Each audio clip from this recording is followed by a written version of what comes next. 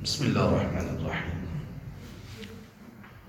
الحمد لله رب العالمين والعاقبة للمتقين والصلاة والسلام على أشرف الأنبياء والمرسلين ومن تبعهم بإحسان وإيمان إلى يوم الدين.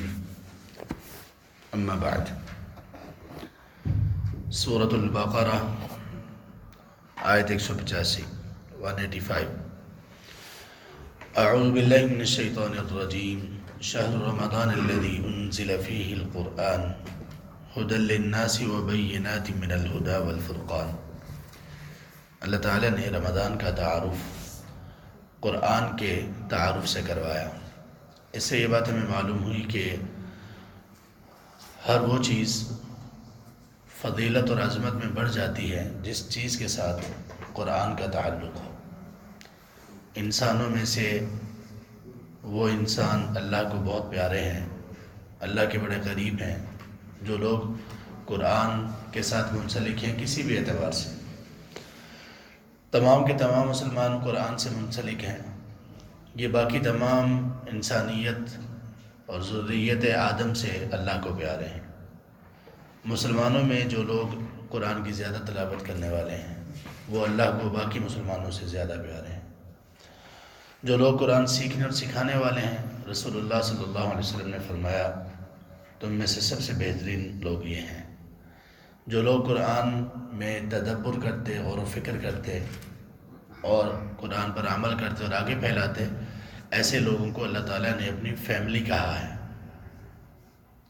فرمایا ان اہل القرآن اہل اللہ وخاصتہ.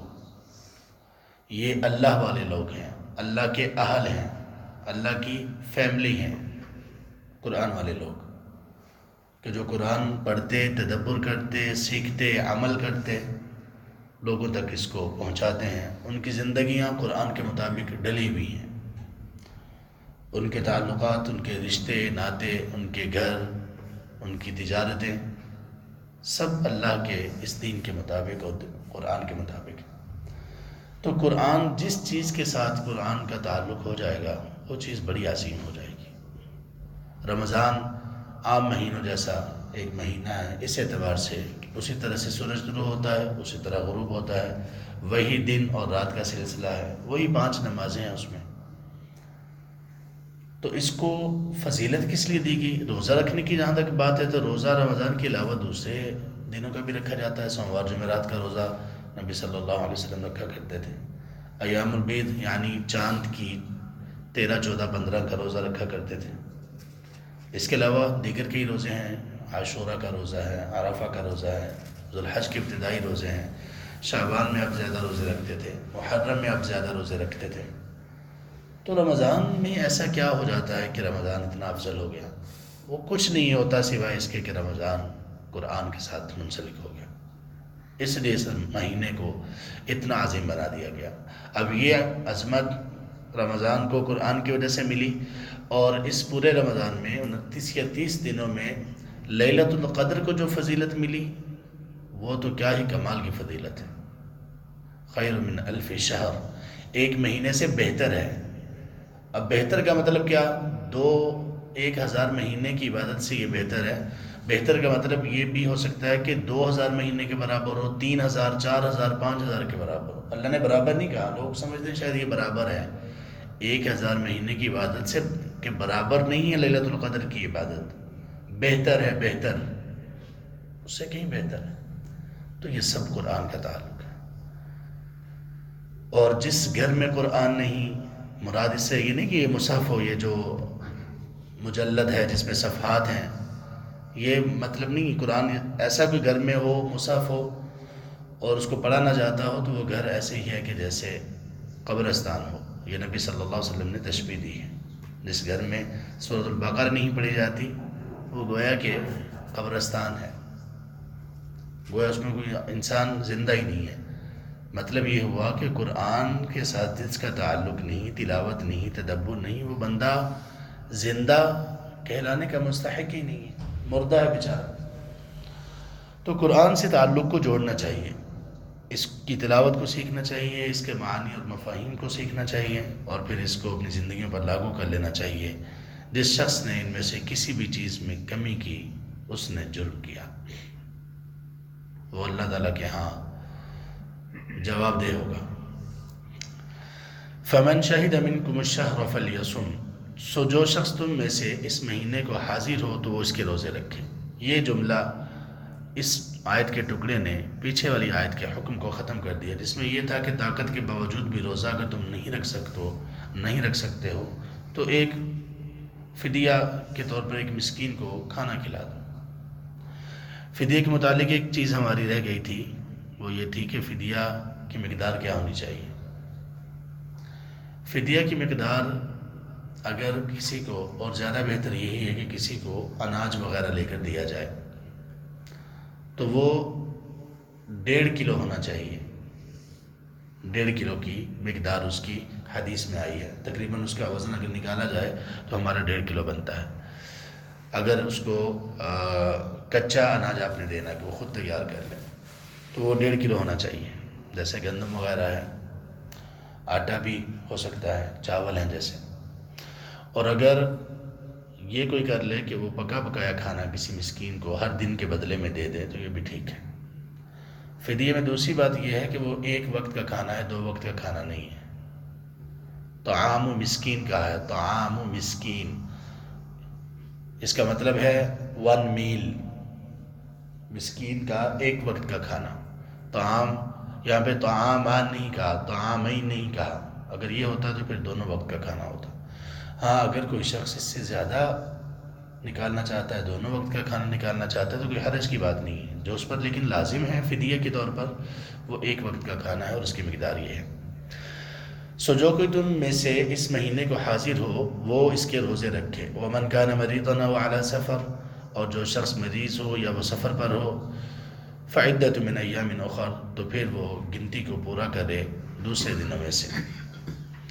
یرید اللہ بکم الیسر ولا یرید بکم العسر، اللہ ارادہ رکھتے ہیں تمہارے متعلق آسانی کا، اور اللہ تمہارے ساتھ سختی کا ارادہ نہیں رکھتے۔ سبحان اللہ، کس قدر رحیم اور شفیق ہیں ہمارے پروردگار۔ رمضان کے احکامات نازل کیے اور اس میں جو رخصتیں عطا کی، بلکہ پورا رمضان کے روزے رکھنا اللہ تعالیٰ نے اس کو آسانی کہا ہے۔ یہ آسانی کس اعتبار سے ہے؟ جبکہ انسان کو بھوک لگتی ہے تو مشکل پیش آتی ہے، خاص طور پر گرمیوں کے روزے ہوں تو 11-12 بجے کے بعد تو انسان کو مشقت ہونا شروع ہو جاتی ہے۔ تو یہ آسانی کس اعتبار سے ہے؟ اس مشقت کے برداشت کرنے کے باوجود، اس مشقت کے برداشت کرنے کے بعد انسان کو جسمانی، روحانی، دنیاوی اور اخروی آسانیاں ہی آسانیاں ملتی ہیں۔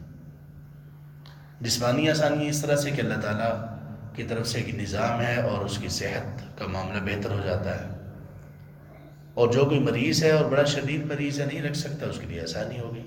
یہ جسمانی آسانیاں ہیں۔ اور روحانی اور اخروی آسانیاں کیا ہیں؟ اللہ اس روزے کی وجہ سے بندے کی نجات کو آسان کر دیں گے۔ اس روزے کی وجہ سے بندے کی سفارش کی جائے گی، روزہ سفارش کرے گا۔ قبر میں روزہ عذاب سے بچانے کا سبب بنے گا، آخرت میں اللہ کی ناراضگی سے بچانے کا سبب بنے گا۔ کتنی آسانیاں۔ اب اگر ہمیں زندگی بھر اگر کوئی بندہ مشقت میں پڑا رہے، بہت سخت مشقت ہو، اور بدلے میں صرف یہ آسانی ملے کہ اللہ کی طرف سے اس کو نجات مل رہی ہو، روزہ اس کے اوپر عذاب سے ڈھال بن جائے، اللہ کے یہاں سفارش کرے کہ یار اس بندے کو معاف فرما دے، اور اللہ روزے کی سفارش رد نہیں کریں گے۔ یہ نہیں ہوگا کہ روزہ کسی کے بارے میں سفارش کرے تو اللہ تبارک و تعالیٰ یہ فرمائے کہ نہیں تمہاری سفارش قبول نہیں ہے۔ نہیں، اللہ تعالیٰ قبول کریں گے، اللہ نے ہمیں بتا دیا، یرید اللہ بکم الیسر ولا یرید بکم العسر۔ اچھا، یہ جو قاعدہ ہے نا، یہ دین کا یہ قاعدہ، یہ صرف روزے کے بارے میں نہیں ہے، پورا دین اللہ نے آسان بنایا ہے۔ جس کو دین مشکل لگتا ہے تو دین اٹ سیلف مشکل نہیں ہے، اس آدمی نے خود اپنے ذہن کے اعتبار سے اس کو مشکل بنا دیا۔ کچھ لوگوں کو نماز کی پابندی یہ مشکل لگتی ہے. نہیں، اللہ تعالیٰ نے نماز میں مشکل نہیں رکھی، اللہ تعالیٰ نے نماز میں پابندی رکھی ہے. پابندی کو جو مشکل کا نام دیتا ہے تو وہ شخص درست نہیں کہتا. سورہ حج میں آیت نمبر 78 میں اللہ نے فرمایا وَمَا جَعَلَ عَلَيْكُمْ فِي الدِّينِ مِنْ حَرَجٍ، اللہ نے تمہارے دین میں کوئی تم پر تنگی چھوڑی ہی نہیں ہے، بنائی نہیں ہے. جہاں تمہیں واقعی ہی سختی، جہاں واقعی مشکل پیش آئے گی اللہ کی اس طرف سے آسانی مل جائے گی. کھڑے ہو کر نماز نہیں پڑھ سکتے، بیٹھ کر نماز پڑھ لو. بیٹھ کے نہیں پڑھ سکتے، لیٹ کر پڑھ لو. روزہ رکھنے کی ہمت نہیں ہے، بالکل ہی ہمت نہیں ہے، روزہ چھوڑ دو، فدیہ دینا شروع کر دو. سفر پر ہو، مریض ہو، روزے چھوڑ دو، بعد میں رکھ لینا. کون سا کام ایسا جس میں آسانی نہ ہو؟ دین کو اللہ تعالیٰ نے اس کی نیچر کیا ہے؟ آسان ہے، مشکل نہیں ہے بالکل. اور اللہ تعالیٰ نے کوئی ایسا حکم نازل نہیں کیا جو انسان کی طاقت سے بڑھ کر ہو. لا یکلف اللہ نفسا الا وسعها. اللہ کہتے ہیں اللہ انسان کو کبھی بھی اس کی طاقت سے بڑھ کر تکلیف دیتے ہی نہیں ہے. تو اللہ تعالیٰ نے اس کو آسان بنایا.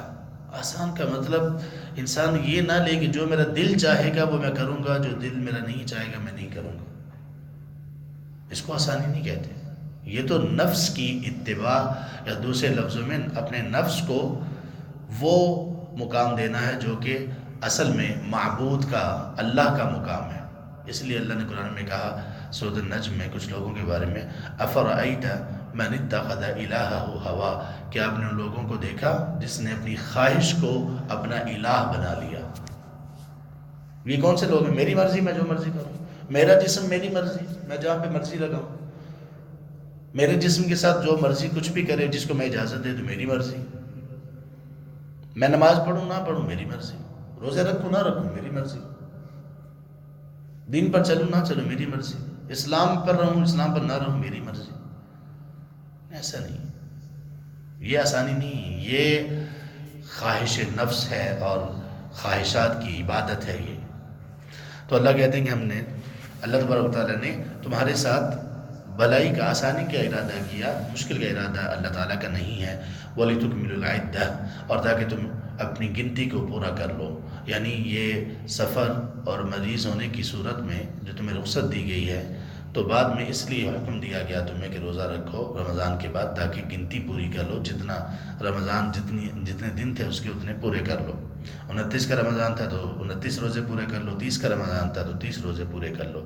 وَلِتُكَبِّرُوا اللَّهَ عَلَى مَا هَدَاكُمْ، اور تاکہ تم اللہ کی بڑائی بیان کر سکو اس چیز پر جو اللہ نے تمہیں ہدایت دی.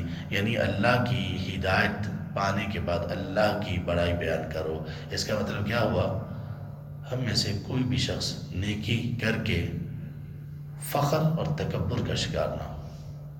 تکبر، گھمنڈ ویسے ہی اللہ تعالیٰ کو بڑا ناپسند ہے، لیکن سب سے بدترین تکبر اور گھمنڈ وہ ہے جو نیکی پر ہو. یہ شیطان کو ہوا تھا. شیطان نے جو تکبر کیا کس بنیاد پر تھا؟ نیکی کی بنیاد پر. تو اللہ نے فرمایا کہ یہ جو سارے احکام و مسائل تمہارے اوپر لاگو کیے گئے، فرض کیے گئے، ان میں آسانیاں دی گئی، اور تمہیں رمضان کے مطابق یہ آسانی دی گئی کہ بعد میں گنتی کو پورا کر لو. یہ سارا کچھ اس لیے ہے تاکہ تم اللہ نے جو تمہیں یہ راستہ دکھایا ہے اس پر تم اللہ کی بڑائی بیان کرو. اپنی بڑائی نہ بیان کرو. نہیں جی میں تو بڑے روزہ رکھنے میرے لیے کوئی مسئلہ ہی نہیں ہے، میں تو چھوٹی موٹی بیماری بھی ہو کوئی مسئلہ نہیں، میں روزہ رکھتا ہوں، میں کبھی روزہ چھوڑا ہی نہیں ہے، میں کبھی ایسا سوچ نہیں سکتا ہوں. یہ اپنی بڑائی کرنے کے مترادف کبھی کبھی ہو جاتا ہے. نہ اپنی بڑائی نہ کرو. الحمدللہ، اللہ کی تعریف ہے، اللہ کا احسان ہے کہ اللہ توفیق دے رہے ہیں مجھے. میں روزہ رکھ رہا ہوں، اللہ مجھے توفیق دے رہے ہیں. خیر کی کوئی بھی بات ہو اس پر اللہ تبارک تعالیٰ کی بڑائی اور اللہ کی تعریف بیان کرنی چاہیے. اور اس سے یہ بھی پتہ چلا کہ اللہ نے کہا کہ تم اللہ کی بڑائی بیان کرو اس چیز پر جو اللہ نے تمہیں ہدایت دی. یعنی ہدایت بہت بڑی نعمت ہے، ہدایت سے بڑھ کر کوئی نعمت نہیں ہے دنیا میں. وَلَعَلَّكُمْ تَشْكُرُونَ، اور تاکہ تم شکر ادا کرو. شکر کس بات پہ ادا کرنا ہے؟ کہ اللہ آپ نے ہمیں ہدایت دی، اس لیے کہ یہ سب سے بڑی نعمت ہے. تو اللہ تعالیٰ ہمیں بھی خیر کی، نیکی کی توفیق نصیب کریں، اور نیکی کو کرنے کے بعد اور برائی سے بچنے کے بعد ہمیں اللہ توفیق دیں کہ اسی اللہ کی بڑائی اور کبریائی بیان کریں اور اس اللہ کا شکر ادا کریں کہ اس اللہ نے ہمیں بھی اسلام کی ہدایت دی، قرآن کی ہدایت دی اور ان عبادات اور ان احکامات کی ہدایت دی۔ اللہ ہمیں ان پر مستقل مزاجی سے عمل کی توفیق نصیب کریں اور اس نعمت پر اللہ ہمیں شکر ادا کرتے رہنے کی توفیق نصیب کریں۔ آمین یا رب العالمین۔ سبحانک اللہم و بحمدک، اشہد ان لا الہ الا انت، استغفرک و اتوب الیک۔